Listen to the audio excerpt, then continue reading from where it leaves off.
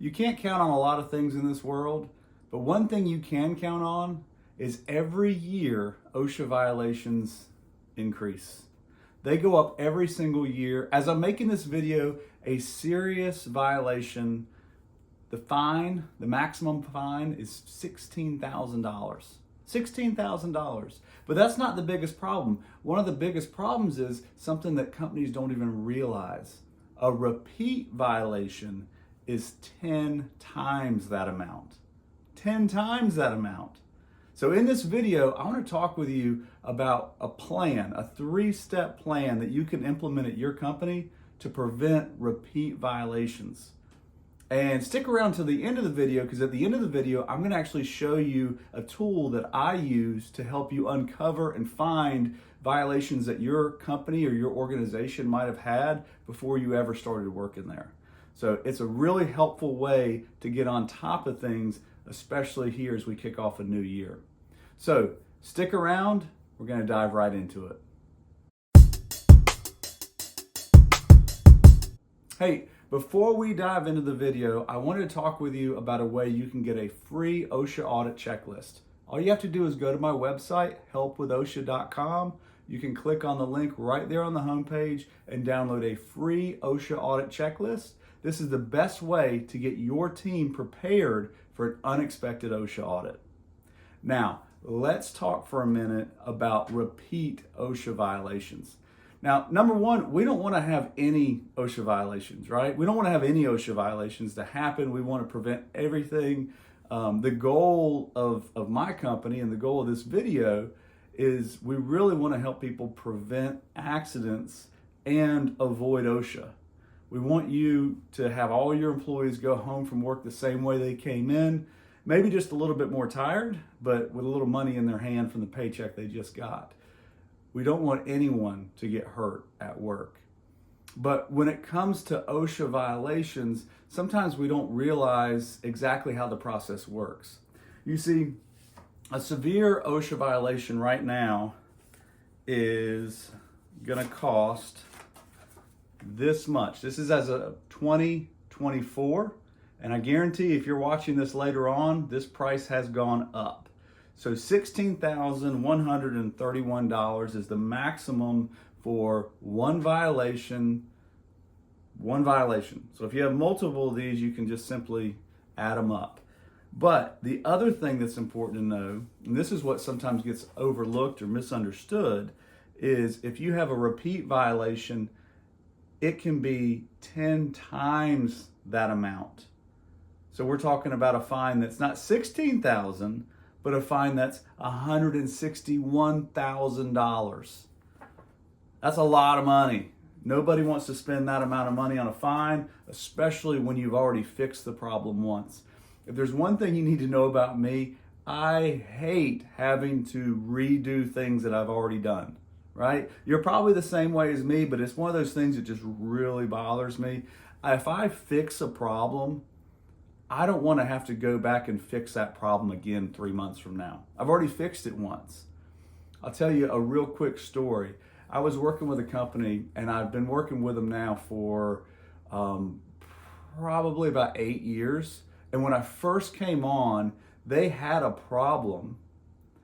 They had injuries happening, and we stepped in, and I spent time investigating, went through all the problems, uncovered the rocks, investigated the accidents, and we actually bought a piece of equipment, a piece of machinery that would fix the problem that was causing the accidents. Now, these weren't major accidents, but they were frequent, and we wanted to get rid of it. So we actually bought a piece of equipment, fixed the problem, went back, tracked it. Yep, this fixed the problem. It was an investment that actually helped to reduce the problem. And then 6 months ago, I was talking with the brand new manager over a department, and they had an accident. And the accident had been the accidents that had been happening 8 years ago. And the first question I asked was, well, what happened to the piece of equipment that we purchased 8 years ago? Now, this is me knowing what we did 8 years ago because it was my job to do it. I was in charge of trying to fix that problem. Well, the manager was new to the area. He didn't know anything about that piece of equipment. He didn't know it even was bought for that particular purpose. That piece of equipment had been robbed out of that department and put in a different department for production needs. So he didn't even realize what was going on, and he was trying to fix a problem we had already fixed. And I tell you, I was like pulling my hair out because I knew what the problem was and I knew what the solution was, and it had gone off the rails. Unfortunately, that kind of thing happens at companies all the time, where somebody fixes a problem and then through the changeover in employees and the changeover in management, the problem resurfaces. Think about where you work. Think about the people you work with every day. You know as well as I do that their mind is on production. Their mind is on getting the job done, and they don't always think about the safety mechanisms that are put in place to keep them safe. They kind of have a laser focus on what they're doing. So repeat violations pop up because, let me just kind of unpack the way this works. OSHA will come in and do an inspection, and they'll find a problem. Let's say they find a problem where they found some bottles that weren't labeled that were supposed to have chemical labeling on them, right? So they found some containers that were improperly labeled. They hit you with a citation for having improperly labeled chemicals, very common citation, and you go and fix a problem. You buy some new labels, you do a training class, you explain to the department, hey, this is how we're doing the labels from now on. We're no longer writing it on the label, we're using a sticker that we've purchased. So you actually go in and put a corrective action in place. You go to the informal conference, you go to the OSHA negotiation, you close out the case. So OSHA essentially is done and they go away, and you have to negotiate and pay a settlement, pay a fine, and it goes in the rear view mirror. Well, after it goes in the rear view mirror, your job has just begun, because now you have to keep that system going. And that goes back to the story I just shared with the piece of equipment. When you fix a problem, when you put a corrective action in place, part of the job of managing it is to actually go and make sure that the problem is still fixed. So I want to talk about a 3-step plan that we can do to prevent repeat violations, to prevent that 10x OSHA citation. That's what we're trying to prevent. So the first thing that we need to do is we need to go back in time.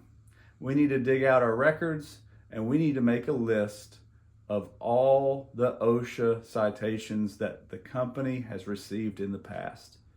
Now, making a list is the first step in the plan. Make a list of all the OSHA citations in the past. I would encourage you to do this in a Word document or a Google Doc or maybe an Excel spreadsheet. Put it on something that can be emailed out. Put it on something that can be communicated with your team and with other people. Because we're not saying you're doing anything wrong now. These aren't things that we found today, but these are items that we found maybe 3 years ago, 6 years ago. Heck, it could have been 15 years ago. We need to know what previous citations were. And here's something to keep in mind. It's not just your facility.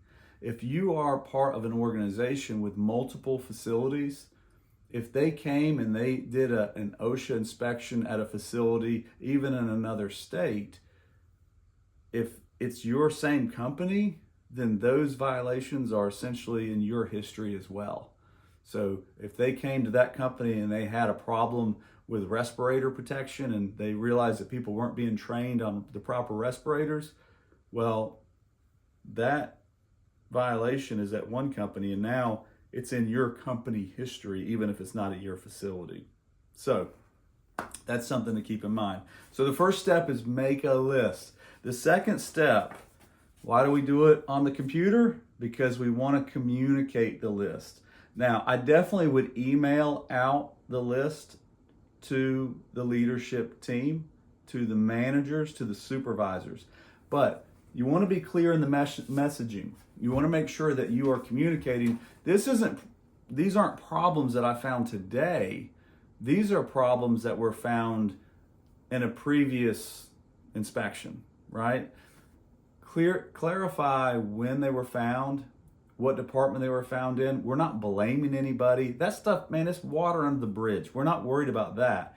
But we want to make sure we communicate this. And we also want to make sure we communicate that once we put a corrective action in place, the management and the supervisors know this was the problem, this was the corrective action we put in place. And what do you think their homework is now?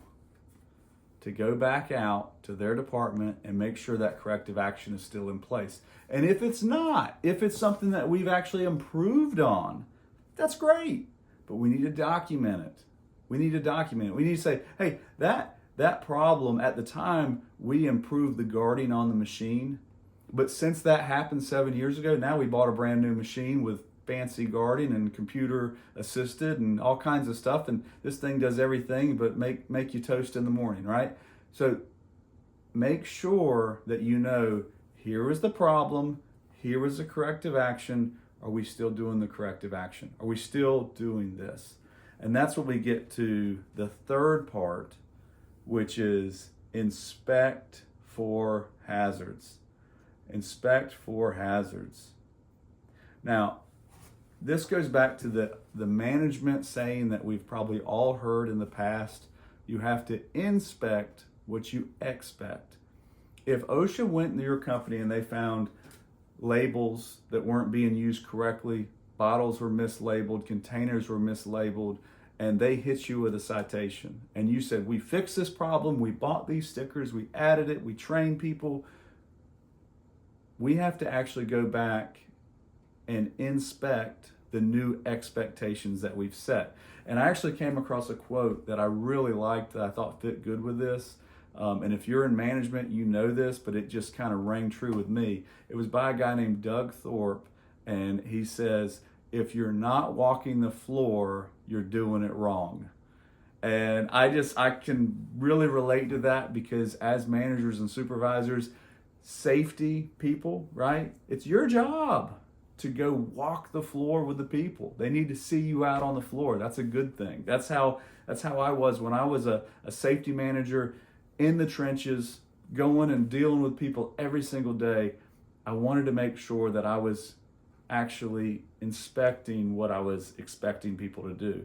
And when you find, and you will, when you find the disconnect and people aren't actually doing what you think they're supposed to be doing, that's actually a win. Because I'd much rather find it than have OSHA come in and find it. Let me say that again, because it's valuable. It's not going to be perfect. Trust me, you're going to walk out there and you're going to find problems. You're going to say, man, we solved this problem. And just like me, you're going to want to pull your hair out when somebody took the piece of equipment that was purchased to solve that safety problem and is using it in a different department, because they never even knew that's the purpose of having it. So we have to make sure that we are inspecting what we expect.